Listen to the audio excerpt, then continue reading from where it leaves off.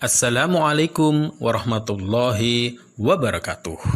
Bertemu saya lagi, Bapak Yusuf Abrori, dalam mata pelajaran Akidah Akhlak kelas 8 semester ganjil.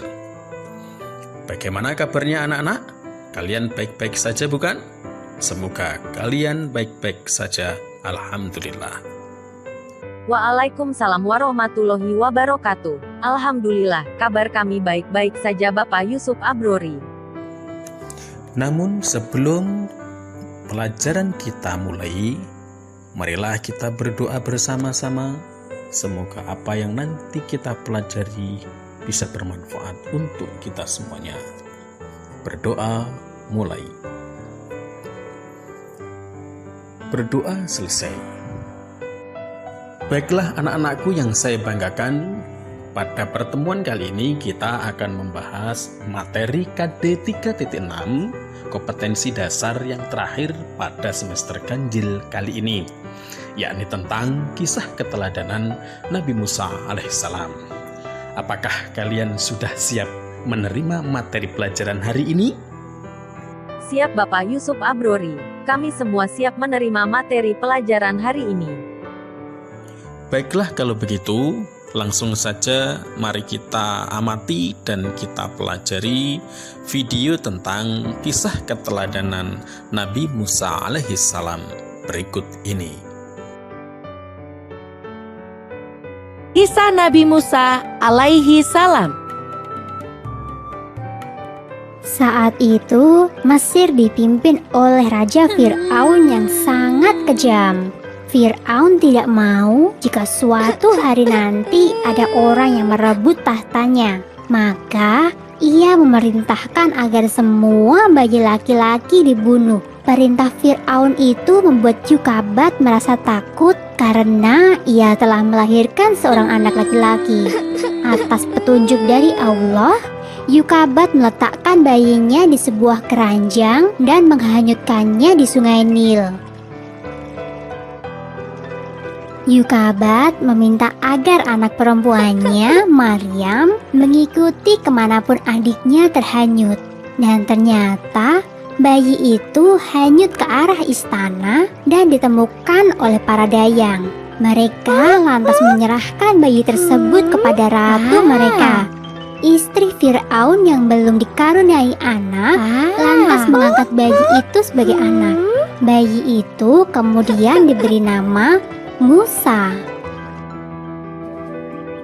Musa terus-menerus menangis dan tidak mau menyusu pada dayang istana. Akhirnya sang ratu mencari seorang ibu susu bagi Musa. Allah berkehendak mempertemukan kembali Yukabat dengan anaknya. Maka jadilah Yukabat sebagai ibu susu bagi Musa. Suatu hari, saat sedang berada dalam pangkuan Fir'aun, Musa kecil tanpa sengaja menarik janggut Fir'aun dengan keras. Ketika itu juga, Fir'aun memerintahkan agar Musa dibunuh. Namun, karena istrinya terus-menerus membujuknya, akhirnya Fir'aun pun mengampuni Musa. Musa dibesarkan dan dididik layaknya putra raja. Namun ketika ia dewasa, ia mulai sadar siapa dirinya. Ia bukanlah anak sang raja, melainkan anak seorang Bani Israel, kaum yang selalu ditindas oleh Fir'aun. Suatu hari, Musa melihat perkelahian antara seorang pemuda Bani Israel dengan pemuda dari suku Hipti atau suku Mesir. Saat hendak melerai, tanpa sengaja, Musa memukul pemuda kaum Hipti itu hingga tewas. Karena kesalahannya itu, Musa diancam dengan hukuman mati. Dengan bantuan dari seorang pengikut Nabi Ibrahim, Musa berhasil melarikan diri. Musa terus berjalan hingga ke kota Madian dan bertemu dengan Nabi Syuaib. Dalam riwayat lain, Musa bertemu dengan anak saudara Nabi Syuaib. Kemudian Musa bekerja pada Nabi Syuaib. Tak lama kemudian, Musa menikah dengan Syafura, anak perempuan Nabi Syuaib. Setelah 10 tahun lamanya, Musa berkeinginan untuk pulang ke Mesir. Maka ia pun mengajak istri dan kedua anaknya yang masih kecil.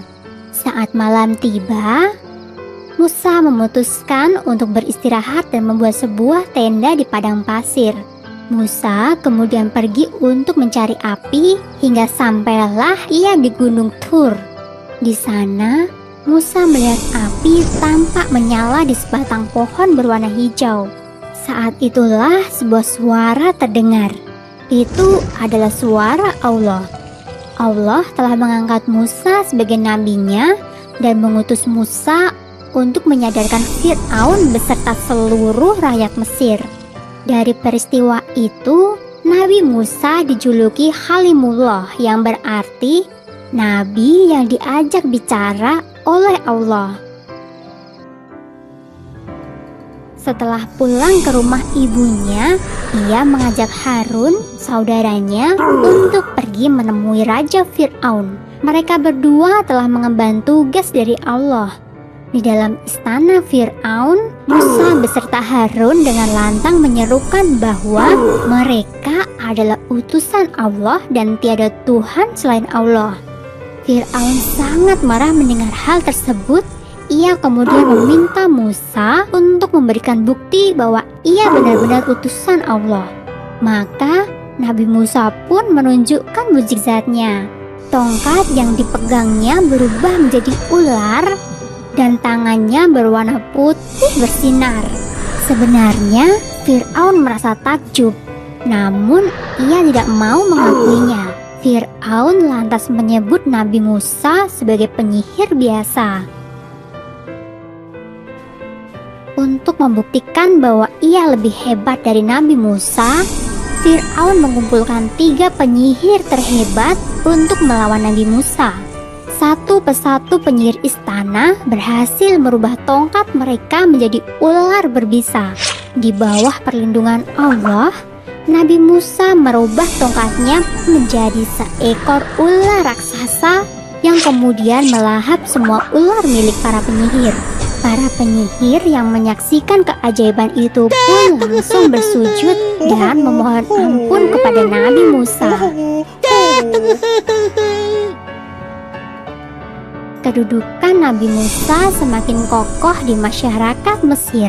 Namun, Fir'aun dan pengikutnya tetap saja menolak dakwah Nabi Musa. Nabi Musa pun berdoa kepada Allah untuk memberikan petunjuk. Maka, Allah memberikan ujian berupa kemarau yang sangat panjang. Rakyat Mesir bersama-sama menghadap kepada Nabi Musa dan meminta pertolongan. Setelah bencana itu lewat, masyarakat Mesir kembali ke dalam kemusyrikan. Allah kemudian menurunkan bencana berupa hama belalang. Setelah hama belalang, Allah kembali mengirimkan hama kutu. Dan setelah itu, Allah merubah seluruh air di Mesir menjadi darah. Namun semua itu tidak menjadikan Fir'aun sadar. Ia justru semakin membenci Nabi Musa.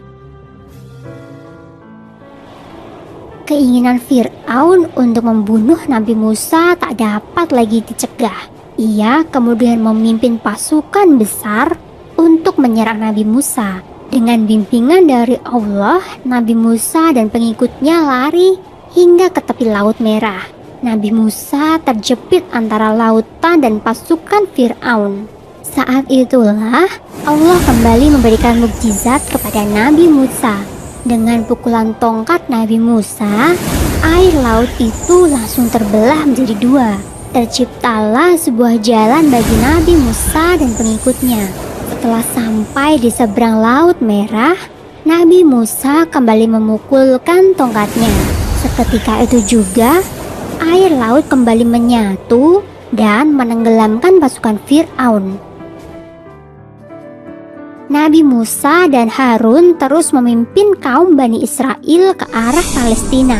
Ketika tiba di kaki Gunung Sinai, Allah kembali berbicara kepada Nabi Musa. Allah memerintahkan Nabi Musa untuk puasa selama 30 malam.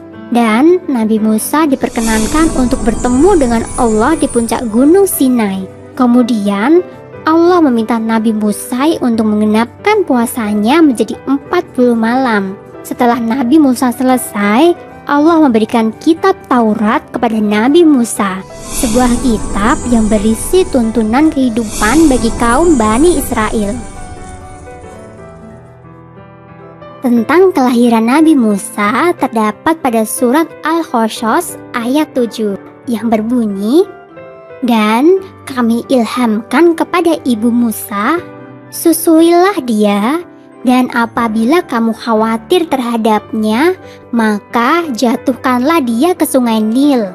Dan janganlah kamu khawatir dan janganlah pula bersedih hati, karena sesungguhnya kami akan mengembalikannya kepadamu dan menjadikannya salah seorang dari para rasul." Tentang kenabian Nabi Musa terdapat pada surat Al-A'raf ayat 103 yang berbunyi, "Kemudian kami utus Musa sesudah rasul-rasul itu dengan bawa ayat-ayat kami kepada Fir'aun dan pemuka-pemuka kaumnya. Lalu mereka mengingkari ayat-ayat itu. Maka perhatikanlah bagaimana akibat orang-orang yang membuat kerusakan." Demikianlah kisah tentang keteladanan Nabi Musa alaihissalam. Semoga bermanfaat untuk kita semuanya. Amin ya robbal alamin. Amin amin ya robbal alamin. Baiklah, kalau begitu mari kita tutup pelajaran hari ini dengan membaca hamdalah bersama-sama. Alhamdulillahirabbil alamin. Alhamdulillahirabbil alamin. Sebelum saya akhiri, sekali lagi saya sampaikan mohon maaf atas segala kekurangan dan terima kasih atas perhatiannya. Usikum wa nafsi bittaqwallah. Wassalamualaikum warahmatullahi wabarakatuh. Sama-sama Bapak Yusuf Abrori. Kami juga menyampaikan banyak terima kasih atas materi pelajaran hari ini. Wassalamualaikum warahmatullahi wabarakatuh. Tell me pretty lies, look me in the face, tell me that you love me, even if it's fake.